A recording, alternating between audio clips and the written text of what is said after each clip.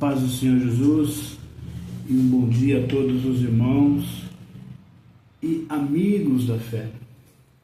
Que Deus abençoe a sua terça-feira, que o dia de hoje seja um dia abençoador para a sua vida. Eu quero nessa manhã dividir com você uma palavra e um pedido. Quero dividir a palavra de Deus e um pedido meu. Ficai atentos com as aparências. Ficai atento com o engano contido nas primeiras impressões. Ficai atento. Eu quero ler aqui uma palavra que se encontra no livro de 1 Samuel, capítulo 16, do verso 7, o verso 6 e o verso 7, que diz assim: E sucedeu que, entrando eles, viu a Eliabe e disse: Certamente está perante o Senhor o seu ungido. Porém o Senhor disse a Samuel: Não atentes para a sua aparência, nem para a grandeza da sua estatura, porque eu tenho rejeitado. Porque o Senhor não vê como vê o homem, pois o homem vê o que está diante dos olhos. Porém o Senhor olha para o coração. Essa passagem se dá quando Saul é rejeitado como rei. A palavra de Deus vai contar um pouco mais atrás que Saul fez o que não devia. Quando era para ele obedecer, ele sacrificou. E o profeta chegou com a sentença dada pelo Senhor. E o reinado dele foi passado e Deus escolheu outro. Aqui Samuel está na casa de Jessé e tem ali a missão de ungir um rei. E ele passa-se os filhos de Jessé, e quando ele olha Eliabe, ele acredita que aquele é o que o Senhor havia escolhido. No entanto, Deus fala com Samuel que Samuel vê apenas o exterior, mas Deus vê o interior. Deus vê o que está por dentro do coração do homem. Não adianta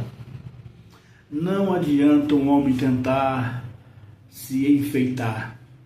Não adianta um homem tentar disfarçar a intenção do seu coração. Não dá certo, não funciona. Você lembra quando Adão caiu? Adão caiu e se descobriu nu e tentou cobrir a sua vergonha com folhas. E essas folhas não foram suficientes para encobrir a sua vergonha diante de Deus. E Deus deu-lhes roupas que cobrissem a sua vergonha. Aqui, Deus está falando que encontra e vê o que há dentro do homem, dentro do coração, coisas que nós, por mais experientes que nós sejamos, nós não conseguimos dar conta de entender. A primeira aparência, diz a história contemporânea, eu acho que os antigos sempre falam e a gente vê que é um adágio popular, é a que fica. A primeira impressão é a que fica bem maquiada, bem aparentada.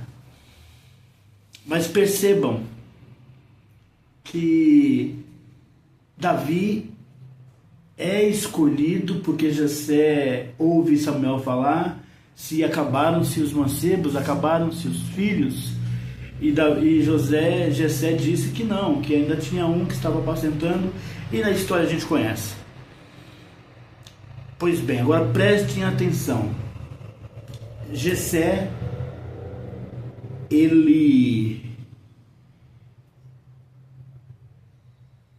sabia que os seus filhos estavam na guerra, porque quando Davi é ungido, os seus filhos que estavam ali na casa para recepcionar o profeta junto com seu pai, viram Samuel ungí-lo. Pouco tempo depois voltaram para a guerra, voltaram para o campo, voltaram para perto do rei, porque o rei estava em peleja contra os filisteus. Davi leva um alimento para os seus irmãos, porque o seu pai queria saber como estava o estado deles. Quando Davi chega, lá estão todos os exércitos acovardados por causa de um gigante.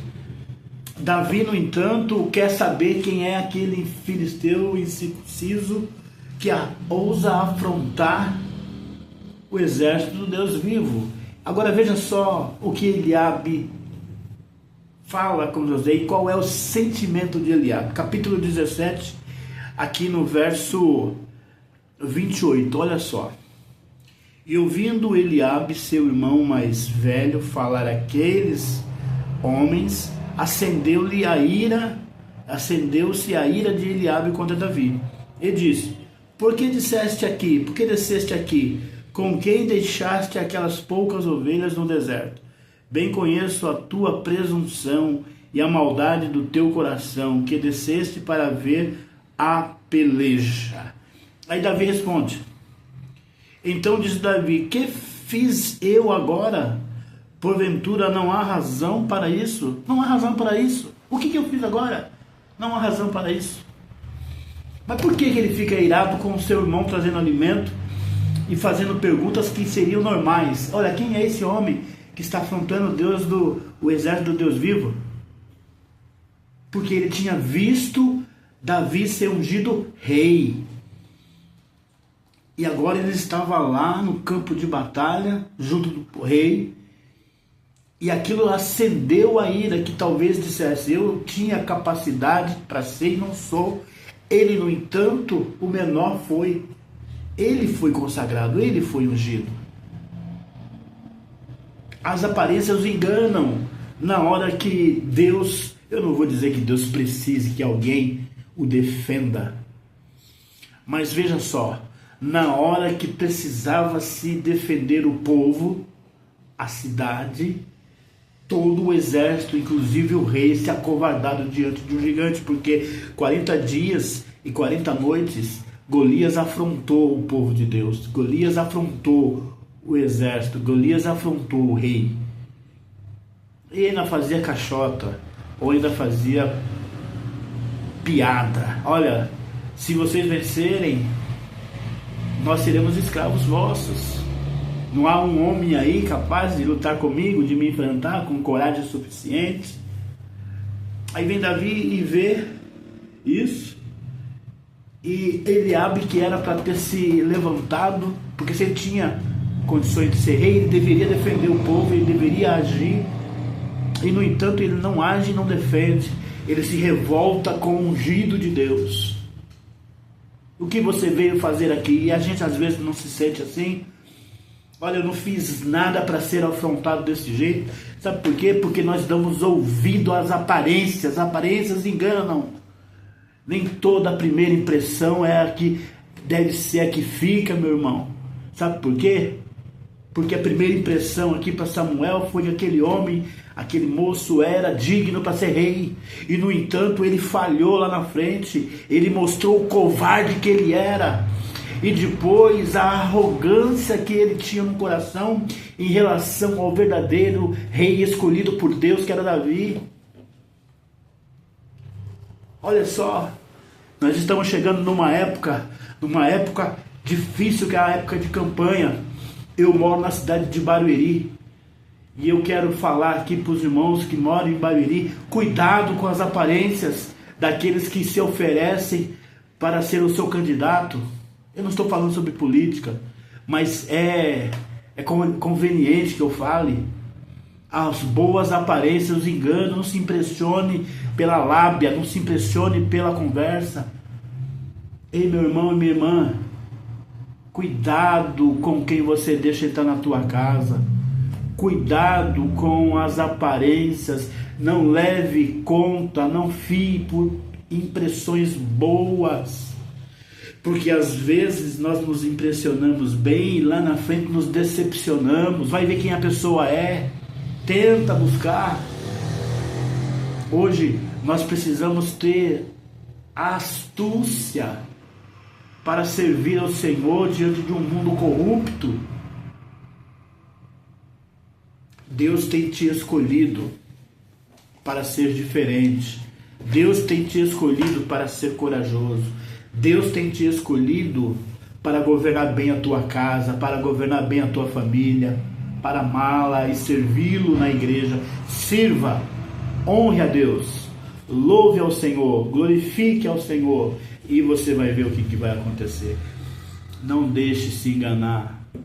Tem muito lobo aí aparecendo, irmão, querendo ser seu amigo. Tem muito lobo aí querendo ser seu companheiro, com muitas palavras persuasivas, mas no entanto são palavras vindas do fel. Cuidado, cuidado. Vamos manter a fé e acreditar que Deus está no controle. Que essa semana seja uma semana abençoada e que essa palavra possa lhe abençoar, ainda que lhe ataquem, ainda que você queira dizer o que foi que eu fiz. Não se preocupe, Deus está no controle e Deus está te guardando, amém? Que Deus abençoe a tua vida em nome do Senhor Jesus.